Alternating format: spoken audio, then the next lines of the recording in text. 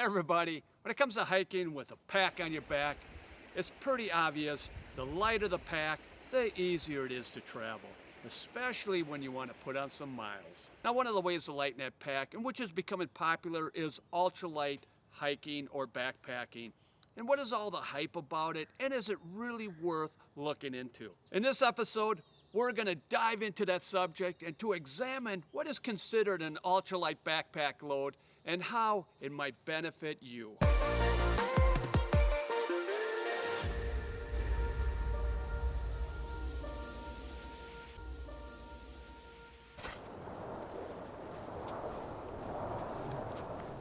First, let's look at what is an ultralight pack load. Most consider a pack that weighs less than 10 pounds, 4.5 kilograms, excluding food, water, and fuel, which is known as the base weight. This is a style of lightweight backpacking that emphasizes carrying the least amount of gear possible while still being comfortable, durable, and most important, functional.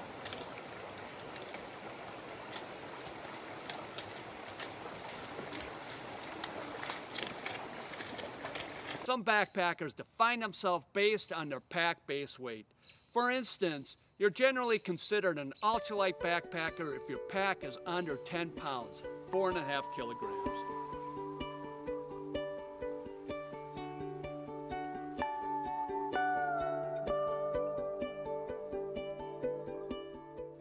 And a lightweight backpacker if your base weight is under 20 pounds, 9.5 kilograms.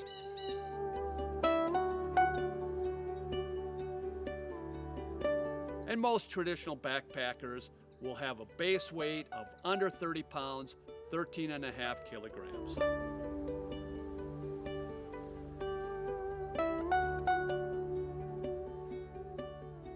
When it comes to backpacking on those long distance hikes, having a lighter pack load on your back makes hiking on the trail a lot more enjoyable. But without sacrificing comfort at camp. It is wise to have good balance, especially if you have physical limitations or you're getting older. This could be a game changer. With technology increasing advancements in gear today, a few years ago, I don't believe it would be possible to have an ultralight pack weight without sacrificing comfort at camp. It was either having a heavy pack on your back, limiting the miles you could travel, causing a lot of stress on your body, but being very comfortable at camp. Or having a light pack weight on your back and flying down the trail with ease, trying to spend as much time on the trail because you know you're going to be miserable at camp and possibly a bad night of sleeping. So what does good balance look like? First, you have to know what your limitations are and what you're capable of doing. Say you want to do an epic trip in South Dakota, the Black Hills,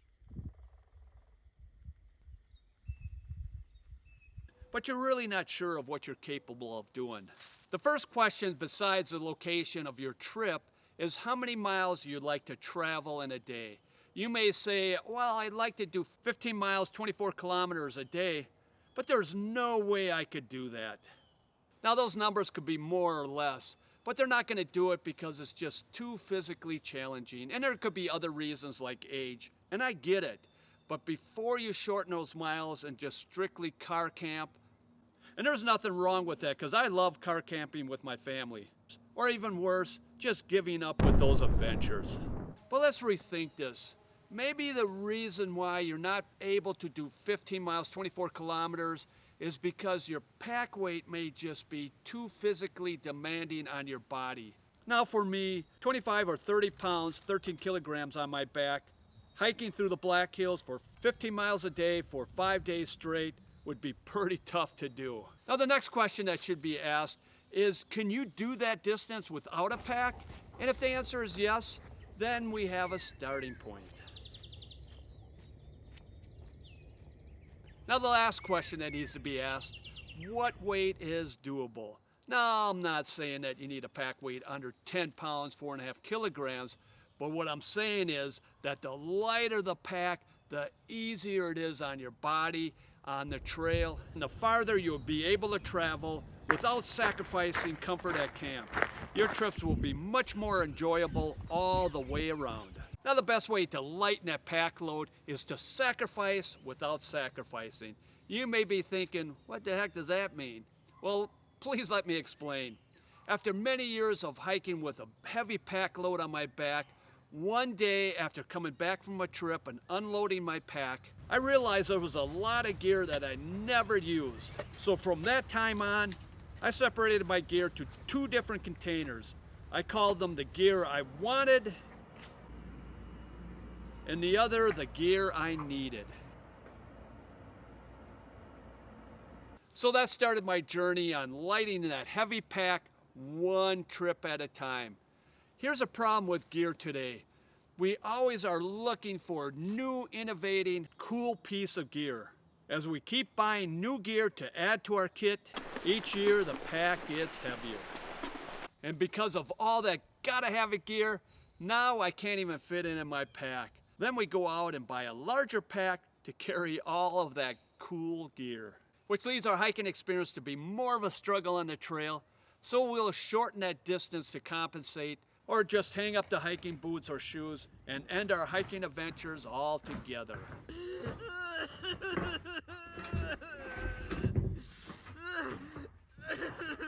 Now fast forward today, instead of buying larger packs, my pack's getting larger.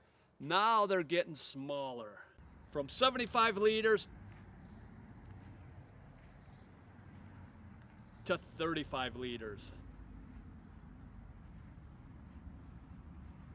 Which means more than half the size, and of course more than half the weight.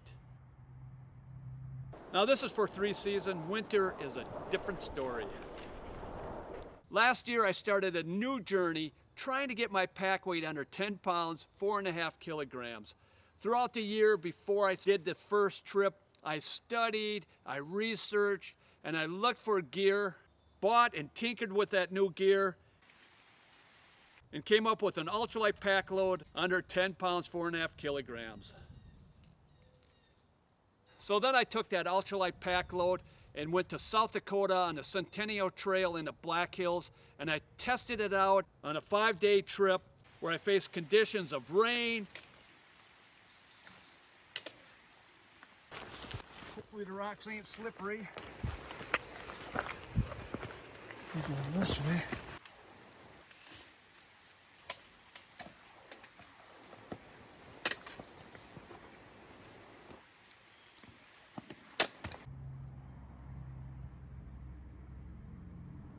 And to my surprise, not only was this pack comfortable on my back, even in the rain, but also at camp with temperatures near freezing. Now, I'm not saying you need to have an ultralight pack weight, not at all. Always do what works for you. But if you're getting older or you're struggling on the trail, before you start shortening those miles or even giving up on your trips, I strongly recommend that you look at different ways to lighten that pack load.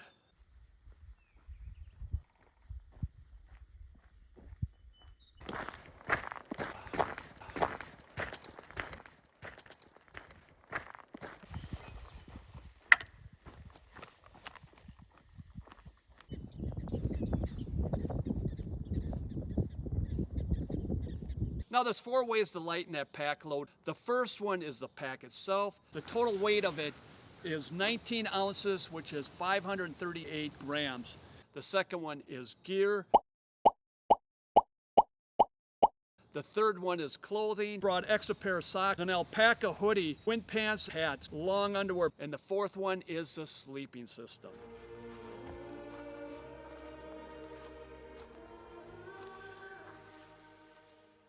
Now last month I did a video called the lightest sleeping system, so please check that out. And for the other 3 ways to lighten that load, cut the weight in half or even more, they're up and coming episodes, so stay tuned. And if you like this video, please hit that like button down below. It really does help this channel. And if you haven't subscribed, hit that subscribe button down there. And that little bell icon up there, just smash that thing and it'll notify you when the next episode videos coming out. I know I'm saying a lot of episodes, but we got a lot of episodes coming out. And if you have any questions or comments, please write them down below. I love to hear from you. This is the Marine. Thank you for watching, and God bless you guys. Appalachian sunrise meets my skin. Even with my eyes still closed, I can feel it coming in. Golden, golden, I'll follow only golden, golden, golden, golden things.